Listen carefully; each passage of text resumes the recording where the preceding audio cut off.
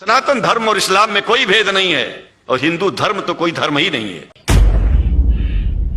इस्लाम को सारी दुनिया में एक इंसानियत का सबसे बड़ा पाठ सिखाने वाला धर्म मानने के लिए लोगों को समझावे।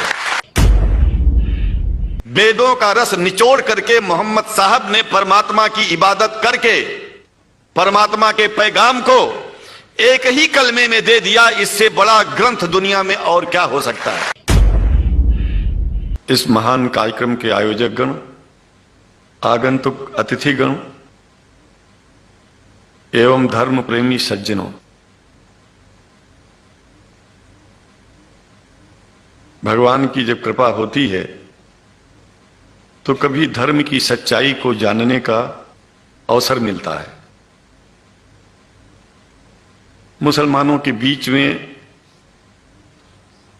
लगातार कई वर्षों से हम जा रहे हैं और भारतवर्ष में एक नई प्रथा का प्रारंभ किया मैंने कि जब जगत गुरु शंकराचार्य भी मुसलमानों के बीच में जाकर के उनके प्रेम को समझ सके और इस्लाम की सच्चाई को जान करके इस्लाम को सारी दुनिया में एक इंसानियत का सबसे बड़ा पाठ सिखाने वाला धर्म मानने के लिए लोगों को समझावे।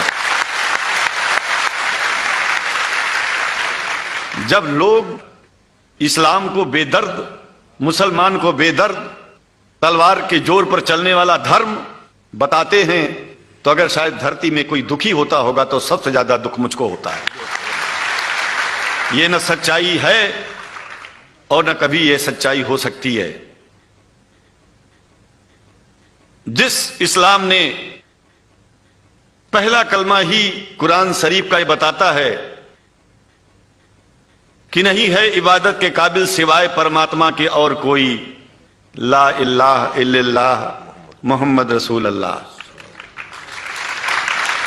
भला आप बताइए, वेदों का रस निचोड़ करके मोहम्मद साहब ने परमात्मा की इबादत करके परमात्मा के पैगाम को एक ही कलमे में दे दिया। इससे बड़ा ग्रंथ दुनिया में और क्या हो सकता है। अगर कुरान के पहले कलमे को ही पढ़ करके हिंदू अपने धर्म का पालन करना चाहे तो उससे बड़ा धर्मात्मा शायद कोई नहीं होगा।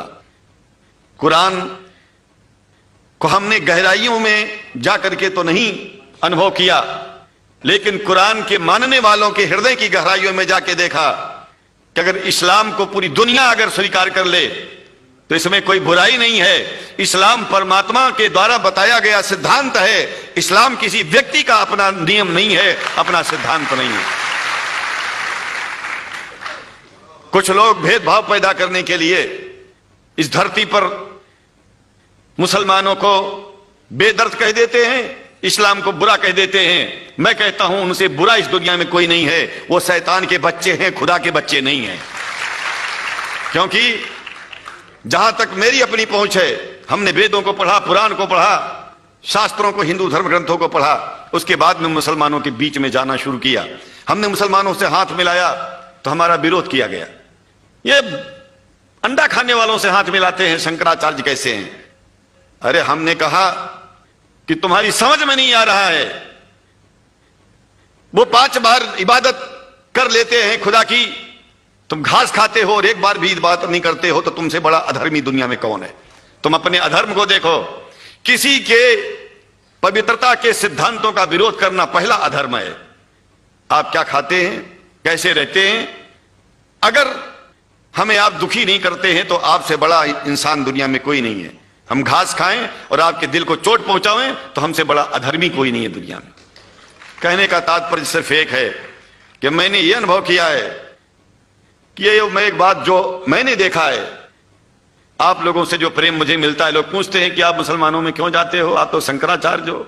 हमने कहा कि भाई मुसलमानों से पूछो कि हमसे इतना प्रेम क्यों करते हैं। वो हमसे जो प्रेम करेगा हम तो जाएंगे। कहा फिर क्या हम प्रेम नहीं करते क्या। हमने कहा कि हम तो तुम्हारे बीच में पैदा हुए और तुम मुसलमानों से प्रेम नहीं करते, इसलिए हम तुमसे प्रेम नहीं करते। मैं आप लोगों के बीच में आकर के एक बात बताता हूं।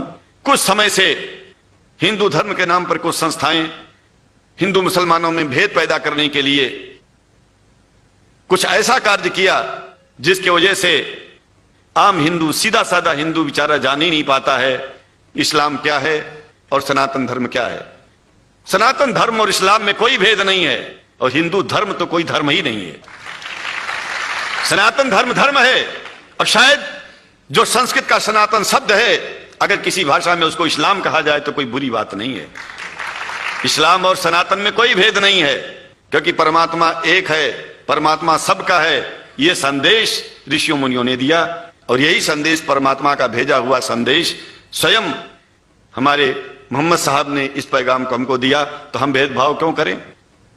यहां पर भारत का मुसलमान, एक बात बिल्कुल मैं स्पष्ट बता रहा हूं आपसे, अगर भारत का मुसलमान सो गया तो भारत सो जाएगा।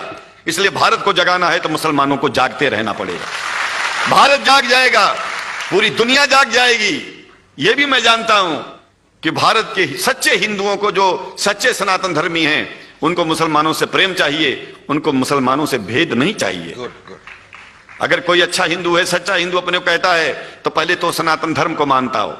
अगर हिंदू की परिभाषा सनातन धर्म से हट करके कोई परिभाषा है, तो ऐसे हिंदू धर्म को मैं तिलांजलि देता हूं। हिंदू धर्म कुछ नहीं है। फिर हिंदू धर्म वही है जो वेद को माने, पुराण को माने और सनातन को माने। सनातन धर्म धर्म है, और उस धर्म को न मान के अपनी एक नई व्यवस्था चलाना शुरू कर दे, इसका मतलब यह है, और नाम भगवान का ले। एक बात और बता देता हूं, भगवान कोई आदमी की तरह नहीं है कि रोज रोज नियम बदलेगा। रोज रोज नियम बदलना आदमियों का काम है। हमारे पूर्व प्रधानमंत्री साहब, मुझे दुख होता है कभी कभी, यद्यपि लोग ये न समझ बैठे कि मैं उनका विरोधी हूं। विरोधी नहीं हूं, लेकिन उनको खुद सनातन धर्म की परिभाषा नहीं आती है। विदेश में जाकर के हिंदू धर्म की गलत परिभाषा कर दी है, और हमको सबको ये दुख हुआ कि किस स्कूल में जाके पढ़े हैं। ये धर्म के बारे में बिना पढ़े हुए धर्म के बारे में बोलना गलत है। पहले धर्म को जान लेना चाहिए, फिर धर्म के बारे में बोलोगे तो प्रेम फैलेगा, शांति फैलेगी, इंसानियत सारी चारों तरफ, चारों दिशाओं में इंसानियत का प्रकाश होगा। और मैं तो कहता हूं कि अगर शंकराचार्य लोग सब मिलकर के इस विचार में स्थित हो जाएं कि सनातन धर्म वो धर्म है जो इस्लाम से अलग नहीं, इस्लाम वो धर्म है जो सनातन से अलग नहीं, और जो भेद पैदा होता है यह राजनीति में होता है। साम दाम दंड भेद ये राजनीति में है, धर्म में नहीं है। धर्म में है एको ब्रह्म द्वितीयो नास्ति, एकमेव द्वितीयम ब्रह्म ला इलाहा इल्लल्लाह। ये धर्म कहता है, ये धर्म की बात है। इसलिए हम भगवान की आराधना करते हैं, उपासना करते हैं। परमात्मा एक है, और परमात्मा बार बार नियम नहीं बदलता कि धरती पर इंसान बदलते जा रहे हैं तो परमात्मा अपना नियम बदलता चला जा रहा है। एक बात याद रखिएगा, जब से शुरुआत हुई होगी और जब तक ये दुनिया रहेगी, ईश्वर का सिद्धांत एक था, एक है, एक ही रहेगा। मानने वाले आपस में भेद पैदा करें तो इसमें उसका कोई दोष नहीं है। दोष तो उन लोगों का है जो लोग भेद पैदा करके प्रतिष्ठा पाना चाहते हैं। खास करके इतना जान लीजिए, धर्म भेद को मिटाता है और राजनीति भेद को बढ़ाती है। राजनीति का स्तर केवल राष्ट्र की व्यवस्था तक है, और धर्म पूरे विश्व के लिए है। राजनीति से केवल आप देश का हित कर सकते हैं, लेकिन अगर विश्व का हित करना चाहते हैं तो धर्म की आवश्यकता है, और वो धर्म कुरान में स्पष्ट रूप से अच्छी तरह से समझाया गया है, बताया गया है। हमें हिंदी की कुरान भी प्राप्त है, उपलब्ध है, आज अंग्रेजी की भी मिल गई है। और हम तो चाहते हैं, हाँ, कुरान शरीफ सारी दुनिया में अगर इस ग्रंथ को पहुंचाया जाए, और पहुंचाना चाहिए। मैं तो मुसलमानों से एक जरूर बात कहूंगा कि आप लोग एक चीज का ध्यान दें, आपके पड़ोस में जिस भी भाषा को जानने वाला व्यक्ति रहता हो, जिस भी भाषा को, कोशिश कीजिए कि आप इस कुरान जैसे पवित्र ग्रंथ को उसको उसकी भाषा में पहुंचाइए। और मेरी समझ में सारी दुनिया में कुरान पहुंचेगा तो सारी दुनिया में शांति होगी, सारी दुनिया में अमन होगा, और सारी दुनिया में ऐसे ही इतने प्रेमियों के बीच में शंकराचार्य को पहुंचने में और बोलने में कोई दिक्कत नहीं होगी, संकोच नहीं होगा। आप लोग भी निडर हो जाइए, आप लोग भी संकोच छोड़िए। हम जानते हैं कभी कभी संकोच में, कभी कभी इस देश के कुछ जो फिरका परस्त लोग हैं, उनकी उल्टी सीधी योजनाओं में हम लोग एक दूसरे से मिल नहीं पाते। हम हाथ पसारे हुए आपके सामने खड़े हैं, आए हैं, हम आपको गले से लगा रहे हैं, लगाते हैं, दिल भी मिलाएंगे, गला भी मिलाएंगे, और जरूरत पड़ गई तो आप लोगों के लिए दिल कटाने की और सिर कटाने की जरूरत पड़ जाए तो इस्लाम की रक्षा के लिए शंकराचार्य आपका साथ देगा। क्योंकि शंकराचार्य जानते हैं इस्लाम धोखा नहीं है, शंकराचार्य जानते हैं इस्लाम बर्बादी का रास्ता नहीं है। शंकराचार्य को पता है कि जो वेद में लिखा है वही कुरान में लिखा है, इसलिए हमारा धर्म नहीं छूटेगा, हमारा धर्म और आगे बढ़ेगा।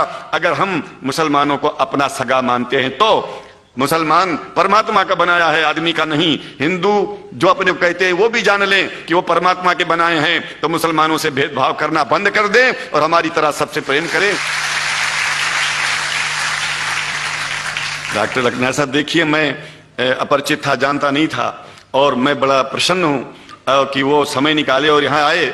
उनको तो मैं धन्यवाद क्या दूं, मैं तो ये चाहूंगा कि परमात्मा उनको शक्ति दे कि हम लोगों को सबको ऐसे ही सुंदर दिव्य बड़ी सभाओं में संबोधित करते हुए और हम लोगों के ऊपर वो स्वयं कृपा बनाए रखें और हम उनके साथ रहेंगे, जहां भी जरूरत होगी सदा जीवन में उनका साथ देते रहेंगे। इन्हीं शब्दों के साथ जीवन में अब जब भी याद करेंगे, जब तक मेरा शरीर है हम आपकी सभाओं में आते रहेंगे।